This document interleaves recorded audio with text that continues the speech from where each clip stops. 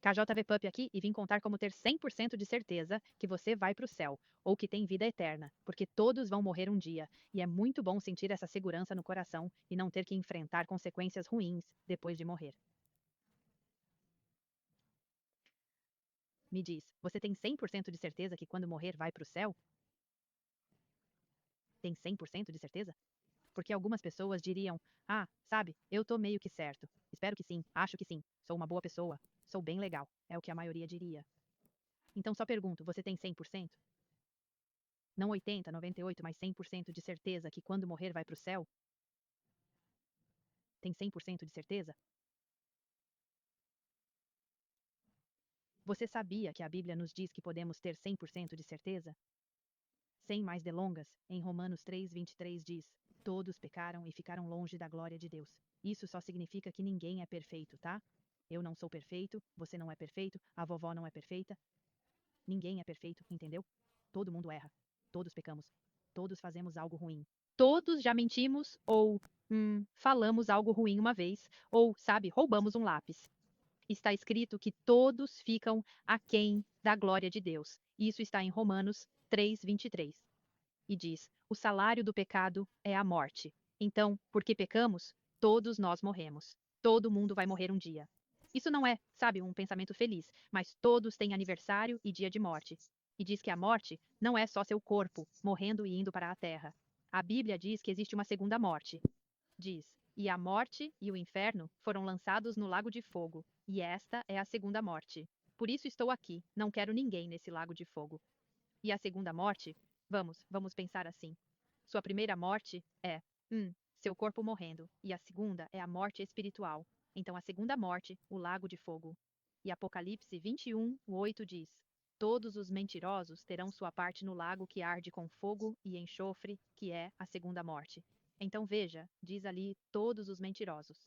Então, mesmo que você conte uma mentira, isso faz de você um mentiroso, meu amigo. Diz em Apocalipse 21:27, falando do céu: de modo algum entrará nele algo que contamine, nem o que pratica a abominação ou mentira. Uma mentira?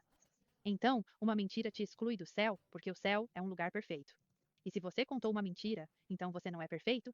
Então você pode ver como todos nós ficamos aquém, como aquele versículo diz. Todos nós ficamos aquém da glória de Deus. Bem, isso é um problema, porque Deus nos ama. Ele não quer que a gente vá para o lago de fogo. Então sabe o que ele fez? Ele fez algo. Diz em Romanos 5:8, Deus demonstra seu amor por nós, pelo fato de Cristo ter morrido por nós, quando ainda éramos pecadores. Então, quem é esse Cristo? Quem é esse Jesus Cristo de quem você ouve falar, ou talvez nunca tenha ouvido? Quem é ele? Bem, é isso que estou aqui para explicar. Então, no princípio, havia. Sabe, quando Deus criou o mundo todo, ele fez Adão e Eva. Em Gênesis 1:27 diz: e criou Deus o homem à sua imagem, a imagem de Deus o criou, homem e mulher os criou. Então ele deu a eles uma regra, só uma. Não comam daquela árvore ali, como em Gênesis 3:1 é quando eles quebraram a regra.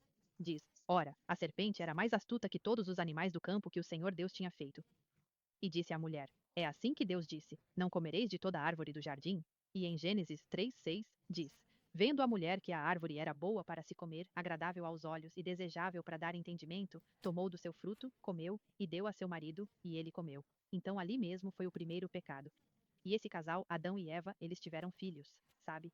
E tiveram filhos e mais filhos, e assim por diante, sem parar. E é exatamente por isso que estamos nessa situação. Em Romanos 5:12 diz: portanto, como por um homem entrou o pecado no mundo, e pelo pecado, a morte. E assim, a morte passou a todos os homens, porque todos pecaram. Como viemos de Adão e Eva, todos pecamos. Todos nós, todos ficamos aquém. E em Gênesis 3:15, Deus fez uma promessa. Ele disse: porei inimizade entre ti e a mulher, falando com a serpente. Entre tua descendência e a dela, esta te ferirá a cabeça, e tu lhe ferirás o calcanhar. É a primeira profecia sobre Jesus na Bíblia. Deus prometeu que viria alguém para corrigir o erro, lá no começo de tudo. Agora, cerca de 3.200 anos depois, adivinha quem aparece? É Isaías, na Bíblia. E ele profetizou sobre o nascimento virginal. Em Isaías 7,14 diz: portanto, o próprio Senhor vos dará um sinal. Eis que uma virgem conceberá e dará à luz um filho, e chamará seu nome Emanuel. Oh, ho, ho. Então, isso foi 3.200 anos após a primeira profecia. E sabe o que aconteceu? Depois de 700 anos, a profecia se cumpriu. Isso mesmo, Jesus nasceu, Não sei se você já ouviu falar do Natal, mas é quando muitas pessoas no mundo celebram o nascimento de Jesus. Em Lucas 1,35 diz: E o anjo respondeu e disse a ela: O Espírito Santo virá sobre ti e o poder do Altíssimo te cobrirá. Por isso, o santo que nascer de ti será chamado Filho de Deus. Por não ter pai humano, ele é o Filho de Deus. Ele nasceu na cidade de Davi, exatamente como dizia a profecia em Isaías, em Belém. Então anjos apareceram aos pastores em Lucas 2,11. Diz: E o anjo lhes disse: Não temam, pois trago boas novas de grande alegria, que serão para todo o povo. Pois a ti nasceu hoje na cidade de Davi um Salvador, que é Cristo o Senhor. Então todo esse tempo passou, e finalmente Jesus nasceu. E à medida que Jesus crescia, ele era cheio de poder. Em Lucas 2,40 diz: E o menino cresceu e se fortaleceu em espírito, forte, cheio de sabedoria, e a graça de Deus estava sobre ele. Então ele era especial, claro, ele era Deus e era humano. Ele era plenamente homem e plenamente Deus. E assim, eventualmente, Jesus começou a fazer milagres. Em Mateus 15:30-31 diz: E grandes multidões vieram a ele, trazendo os mancos, cegos, mudos, mutilados e muitos outros, e os colocaram aos pés de Jesus, e ele os curou, de tal forma que a multidão se maravilhava ao ver os mudos falando, os mutilados curados, os mancos andando e os cegos vendo, e glorificaram o Deus de Israel. E então a Bíblia diz que ele andou sobre as águas, ele até ressuscitou pessoas dos mortos, todo tipo de coisa maravilhosa. Depois, os líderes espirituais daquela época ficaram muito enciumados de Jesus. Jesus até previu isso. Em Marcos 8,31 diz: E começou a ensinar-lhes que o Filho do Homem precisava sofrer muito, ser rejeitado pelos anciãos, pelos principais sacerdotes e escribas, ser morto e após 3 dias ressuscitar. Ele previu isso, e eles planejaram matá-lo, diz em Mateus 12:14. Então os fariseus saíram e fizeram um conselho contra ele sobre como poderiam destruí-lo. Então eles estavam. E finalmente, eles levaram Jesus e quiseram matá-lo numa cruz, o que também é conhecido como crucificação. Essa é a palavra sofisticada para a morte na cruz. Eles reuniram um grande grupo para ajudar a condenar Jesus e pediram permissão para matá-lo. Foi isso que aconteceu. Eles todos se juntaram e gritaram: Crucifiquem-no, crucifiquem-no, crucifiquem-no. E por fim, Jesus morreu naquela cruz, sim. Dia triste. 3 dias depois da sua morte, algumas pessoas foram ao seu túmulo, mas ficaram espantadas. Descobriram que Jesus não estava lá e um anjo estava presente. Em Lucas 24:6-7, o anjo diz: Ele não está aqui, mas ressuscitou. Lembrem-se do que ele disse quando estava na Galileia. O Filho do Homem seria entregue nas mãos de pecadores, crucificado, e ao terceiro dia ressuscitaria. Ele ressuscitou, e lembrem-se, o castigo do pecado é a morte.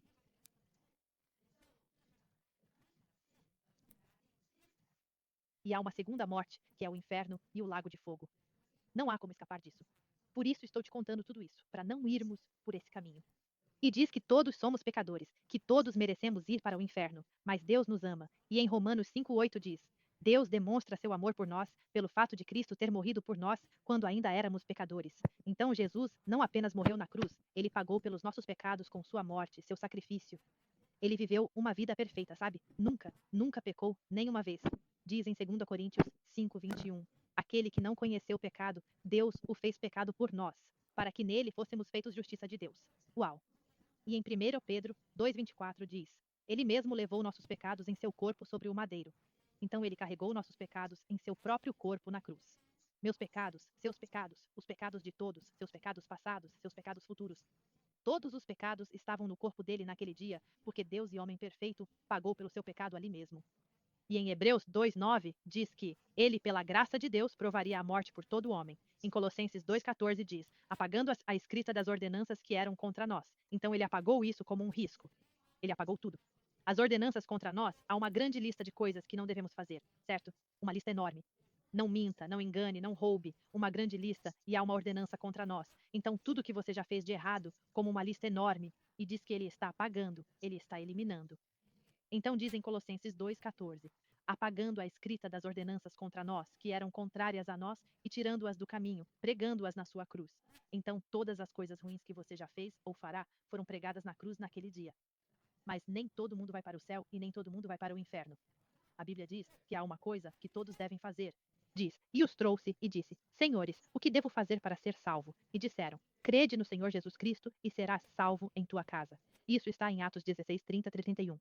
Então não diz para ser uma boa pessoa, não diz para ir à igreja, não diz para se arrepender dos pecados ou se afastar das coisas más, não diz para parar de xingar, não diz para dar dinheiro aos pobres, não diz todas essas coisas. Não diz para se batizar. Não diz um monte de coisas que não estão ali, ok? Diz: crede no Senhor Jesus Cristo e serás salvo em tua casa. Algumas pessoas confiam nas suas boas obras. Algumas creem em deuses falsos, como Alá, Buda ou o universo. Ouço muito isso, o universo. Diz: crede no Senhor Jesus Cristo e serás salvo em tua casa. Você precisa crer nele, e então será salvo. Se eu disser que vou para o céu por ser uma boa pessoa, então estou crendo em mim mesmo. Estou acreditando em mim. Mas se eu disser que vou para o céu porque Jesus é tão bom, porque ele pagou pelo meu pecado com sua bondade, essa é a ideia aqui. Não estou confiando na minha justiça. Sabe, a Bíblia diz que nossa justiça é como trapos imundos. Isso é bem nojento. Um pano sujo e nojento é o melhor que somos. Então na porta do céu não ofereça um trapo imundo. Apenas diga: acreditei em Jesus e no pagamento pelos meus pecados. É isso que me dá justiça. É isso que me permite ir ao céu e estar bem com o Senhor.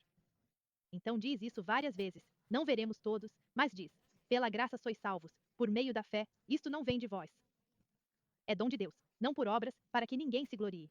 Vamos analisar. Pela graça sois salvos por meio da fé.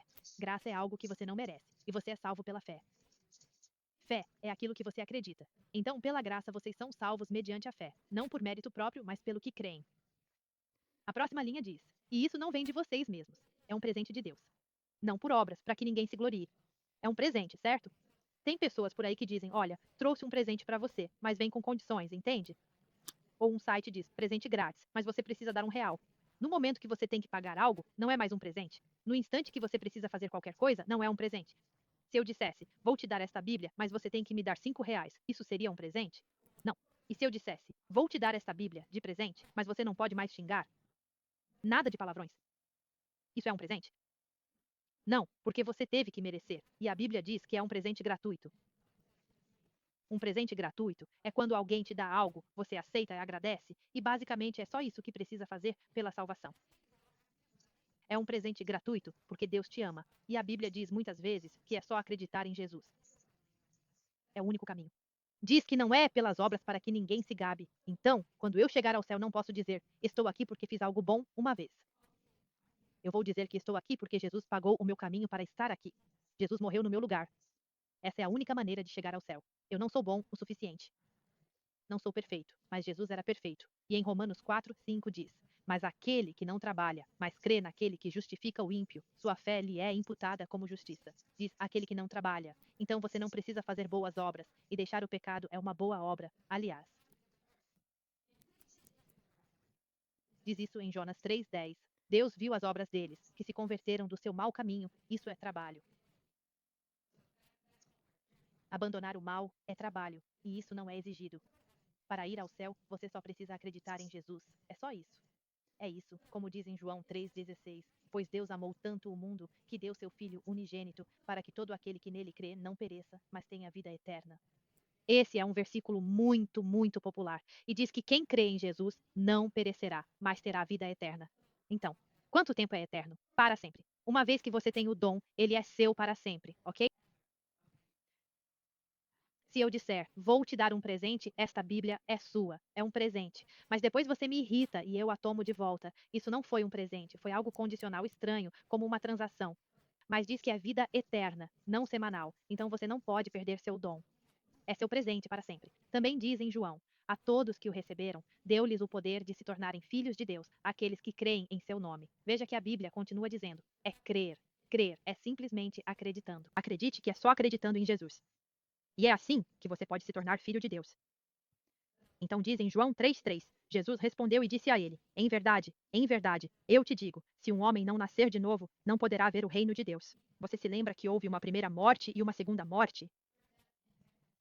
Bem, há um primeiro nascimento da sua mãe e um segundo nascimento. O primeiro nascimento é físico e o segundo é espiritual. E lembre-se, sua mãe fez todo o trabalho quando você nasceu. Você não precisou se esforçar por isso. Você apenas surgiu e pronto, já faz parte da família. O mesmo acontece com Jesus. Ele fez todo o trabalho e num instante você pode ser salvo, nascer de novo. Certo? Uma vez na família, você está na família. Você não pode deixar de ter nascido. Desnascer. Você não pode desnascer. Isso é engraçado de se dizer. Então, uma vez que nasce, você sempre faz parte da família. Você pode dizer: mãe, pai, não gosto de vocês e vou fugir para longe. Vou ir o mais longe possível e você nunca mais vai me ver. E eu não gosto de você, não quero falar com você, e não gosto das suas regras. Não importa. Você ainda é filho deles. Então você pode dizer: Deus, eu não gosto de você, não falo com você, não quero fazer essas coisas e quero fazer o que eu quero. Não importa o quão longe você vá, ainda será da família de Deus? Isso mesmo. Sua alma está segura. Seu nome está escrito no livro da vida para sempre. Uma vez salvo, sempre salvo. E também tem a ver com, sabe, não podemos fazer o que quisermos depois de salvos, né? Tipo, não podemos usar isso como licença para fazer o que quisermos. Queremos fazer coisas boas depois de sermos salvos, sabe? Diz em Hebreus 12, 6, 8. Porque o Senhor corrige a quem ama e açoita a todo filho que recebe. Então ele corrige. Isso é tipo ser punido. E açoita, isso é tipo levar uma surra. Assim diz: se suportais castigo, Deus vos trata como filhos. Pois qual é o filho a quem o pai não castiga? Mas se estáis sem disciplina, da qual todos se tornaram participantes, então sois bastardos e não filhos. Então, o que quero dizer é que se o Senhor te ama, ele te punirá por fazer coisas ruins aqui na terra. Então, se eu fosse à loja e, sei lá, tentasse roubar algo valioso, Deus me puniria neste mundo. Faria com que eu fosse preso por isso. Entende? Como se Deus garantisse que minhas ações tivessem consequências aqui na terra. Mas nunca poderei sofrer o castigo do inferno ou do lago de fogo, porque Jesus pagou por todos os meus pecados. Então ele vai nos punir nesta terra enquanto estivermos vivos. Não podemos nos safar de nada quando somos filhos e filhas de Deus. Mas digo que, uma vez nascidos de novo, Deus nos tratará como seus próprios filhos. Então não devemos simplesmente sair por aí fazendo o que quisermos. Mas enfim, está escrito que, se confessares com tua boca o Senhor Jesus e creres no teu coração que Deus o ressuscitou dos mortos, serás salvo. Pois com o coração se crê para a justiça e com a boca se confessa para a salvação. Então, claramente, você crê no coração e declara com sua boca. É assim que se recebe a salvação. É isso. Você crê e fala em voz alta. É o que diz em Romanos 10, 9, 10. E depois diz: pois todo aquele que invocar o nome do Senhor será salvo. Então você pode colocar seu nome aí. Pois se você invocar o nome do Senhor, será salvo. Ou se eu invocar o nome do Senhor, serei salvo. Isso está em Romanos 10, 9, 13. Então o que quero dizer é que basta invocar o nome do Senhor para a salvação e ele te salvará. É uma oração simples. Não é uma oração mágica ou palavras especiais combinadas. É só você, de todo o coração, dizendo a Deus do fundo da sua alma: sei que sou pecador e creio que você morreu e ressuscitou.